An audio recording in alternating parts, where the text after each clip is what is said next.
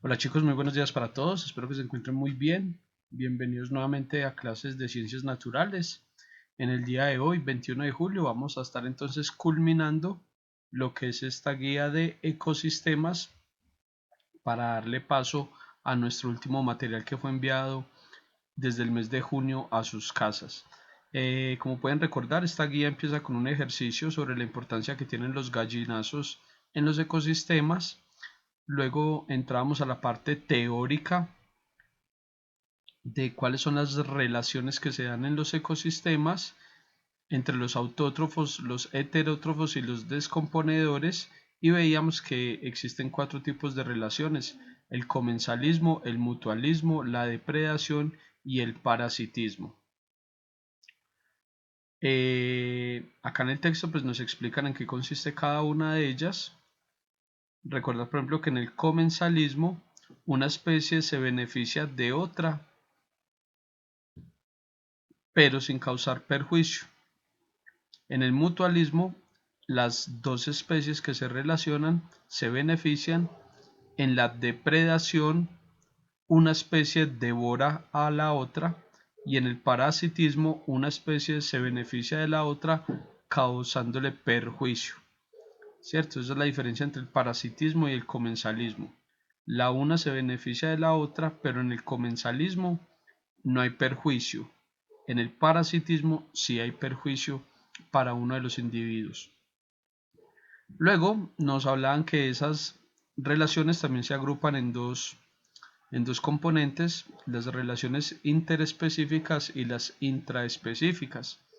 Entonces las intraespecíficas son individuos de la misma población: leones con leones, o jirafas con jirafas, o avispas con avispas, o planta de café con planta de café, ¿cierto? Árbol de limón con árbol de limón.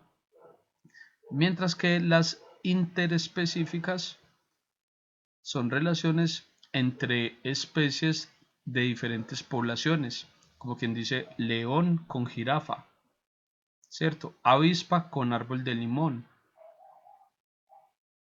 cafetal o planta de café con una abeja, ¿cierto? Si usted detalla, son de diferentes poblaciones a las que pertenecen estos individuos. Y después iniciamos la ejercitación, realizamos la parte C de la guía, en donde ustedes hacían un análisis de esta gráfica, donde nos mostraron un ejercicio relacionado con la cantidad de ciervos y la cantidad de leopardos que hay en una zona. Allí les hacían unas preguntas, unas respuestas muy buenas encontré cuando tuve la oportunidad de calificar. Este sencillo crucigrama que simplemente preguntaba por los conceptos que se extraían de allí de la lectura. Y luego, aquí en la actividad D, aquí en la actividad D, se les pedía el favor que ustedes le preguntaran a sus abuelos o a sus padres de familia por el pasado de la fauna, de la vegetación, del agua, de la contaminación en la región donde vive, de esa finca, de ese sector en Anserma donde usted convive con la naturaleza. Y que luego nos mencionara las características del presente para poder encontrar esos cambios, para poder evidenciar los cambios que se tienen entre el pasado y el presente en estos factores. También desde el punto social se les preguntaba por la seguridad, por la vivienda, por la educación, por el transporte, y el último componente era agricultura y ganadería. Aquí la mayoría de ustedes alcanzaron a enviar las respuestas. Vale la pena aclarar, muchachos, también que mucha gente faltó por enviar las evidencias fotográficas. Esperemos que en esta ocasión cambiemos ese porcentaje y sean más las personas que se reporten con evidencias. Recuerden ustedes que seguimos con trabajo virtual aquí por medio de WhatsApp hasta nueva orden, muchachos. Quiere decir que las notas y la ganada o la pérdida del año lo va a definir este trabajo, todo esto que están realizando ustedes con las carpetas. Para el día de hoy, para el día de hoy, nos vamos a centrar entonces en la actividad E, la complementación. Como ustedes pueden detallar, aquí en la E aparece un cuadro. Vamos a ampliar esto un poquito. Aparece un cuadro donde nos piden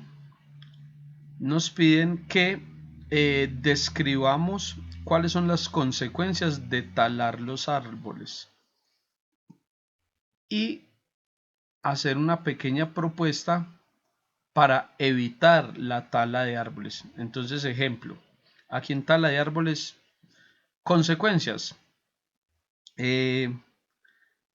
Disminuye la disponibilidad de madera, ¿cierto? Si no hay árboles, no hay madera, entonces disminuye la disponibilidad de madera.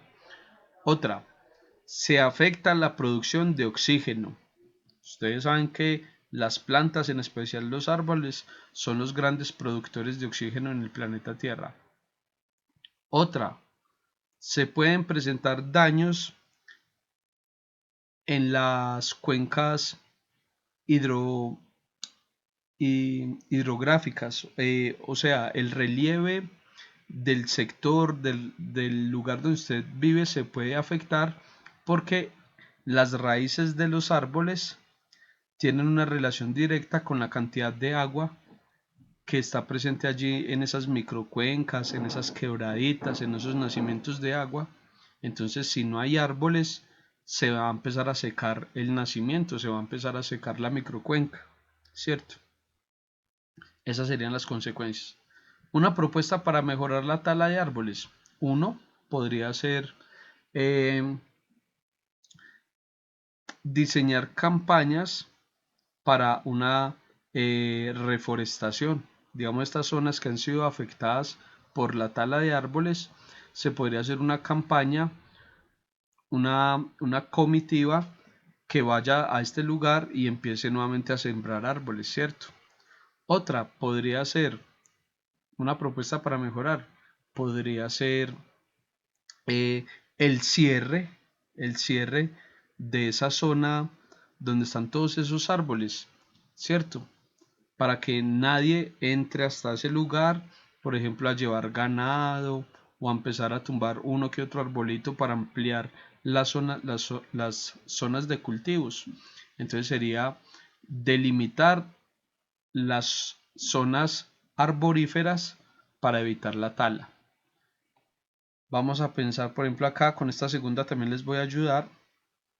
Consecuencias de la cacería. Cacería es cazar, ¿cierto?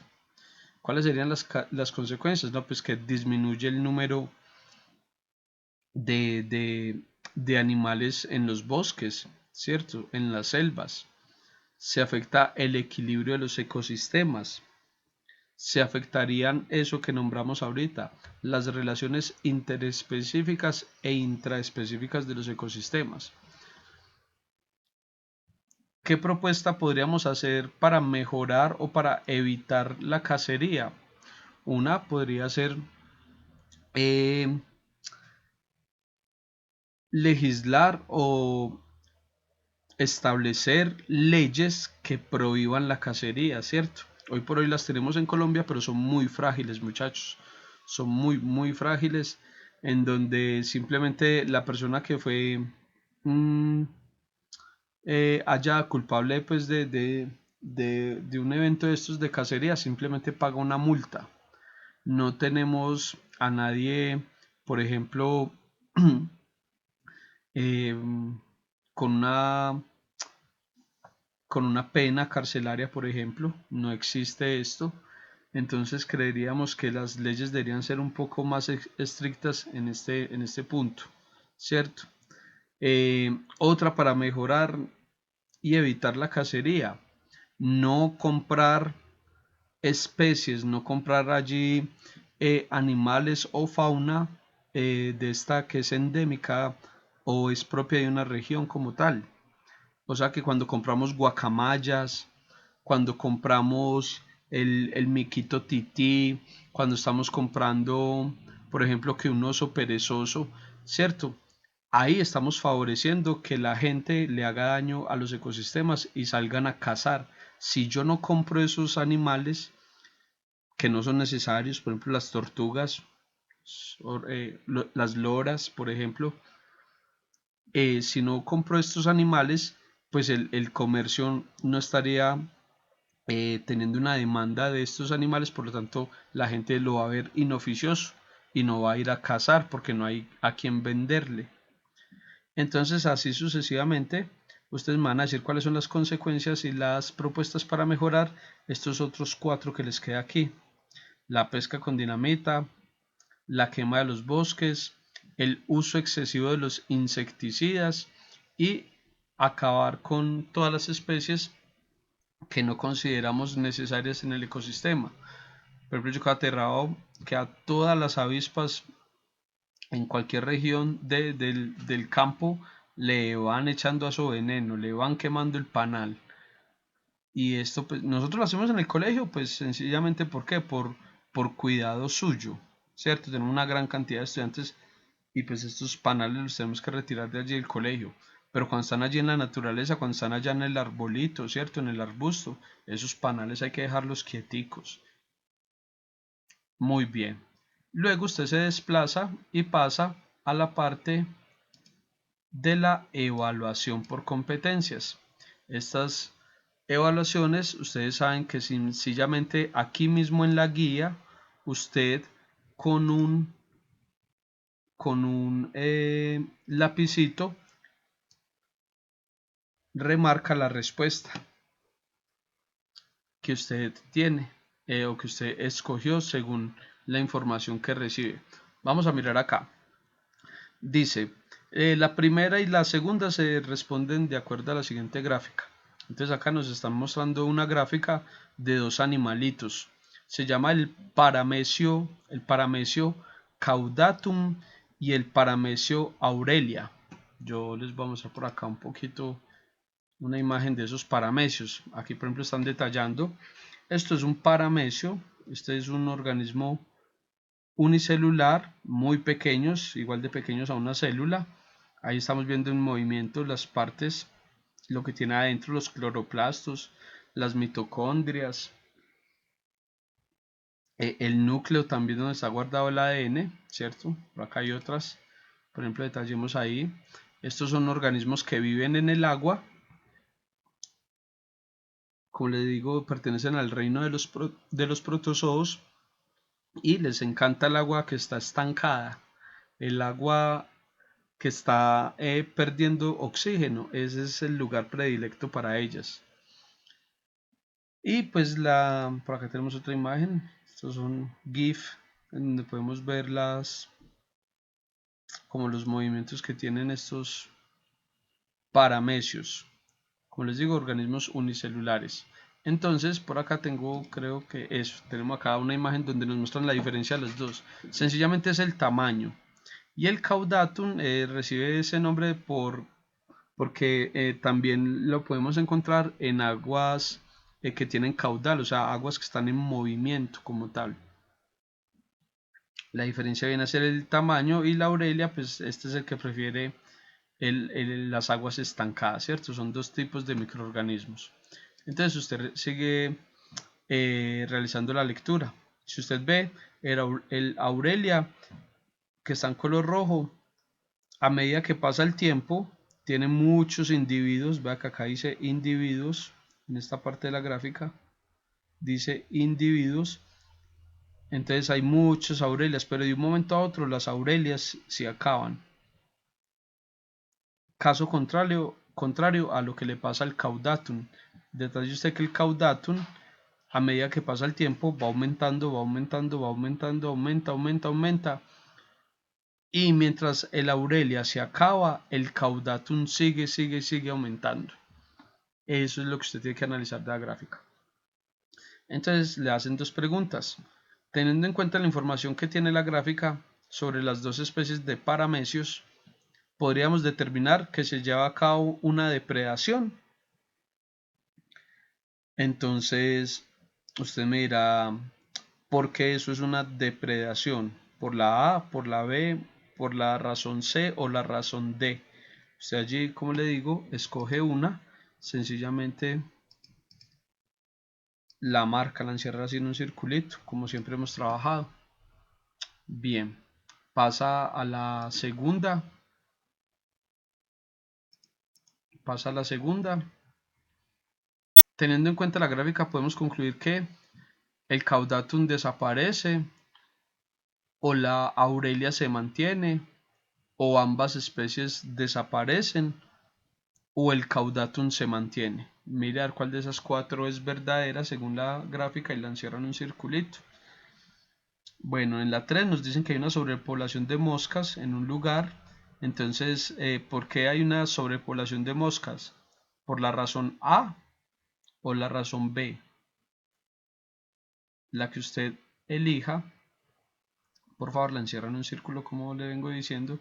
Y luego nos da la pregunta 4 y 5, depende de la información que hay acá. Nos dicen que hay 4 serpientes. La serpiente 1 caza ratones y es cazada por águilas. La serpiente 2 también caza ratones y también conejos, pero es cazada por los zorros. A esa serpiente 2 se la comen, se la depreda los zorritos que hay en la región. En la serpiente 3 vemos que ella caza ratones y es cazada por zorros y búhos.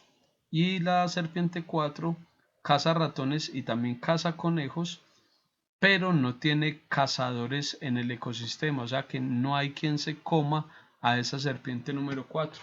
Entonces le hacen a usted dos preguntas. Se puede afirmar que la serpiente que pone en riesgo el equilibrio del ecosistema es ¿cuál? ¿La 1, la 2, la 3 o la 4? Y le hacen la siguiente pregunta. La serpiente representa un peligro en el ecosistema porque le dan 4 razones, solamente hay una que es verdadera. Y para rematar, tendríamos esta pregunta número 6. Esta pregunta número 6, donde dice: los pájaros carpinteros necesitan de los árboles para hacer sus nidos y resguardarse del invierno. Si se talaran todos los árboles de esa región donde vive el pájaro carpintero, estos desaparecerían porque ahí le dan 4 razones. De esas 4 razones hay una que explica por qué desaparecerían los pájaros carpinteros si se talan los árboles. Listo, muchachos, entonces como pueden ver está muy sencillo. El cuadro acá de la E, sí creo que es mejor que lo desarrollen en hojas de blog, en hojas de cuaderno, porque esto acá está muy pequeño el espacio. Y ya la evaluación por competencias, aquí mismo en la guía pueden rayar, sencillamente es encerrar en un circulito. Se me cuida mucho, que estén muy bien muchachos, hablamos en la próxima clase.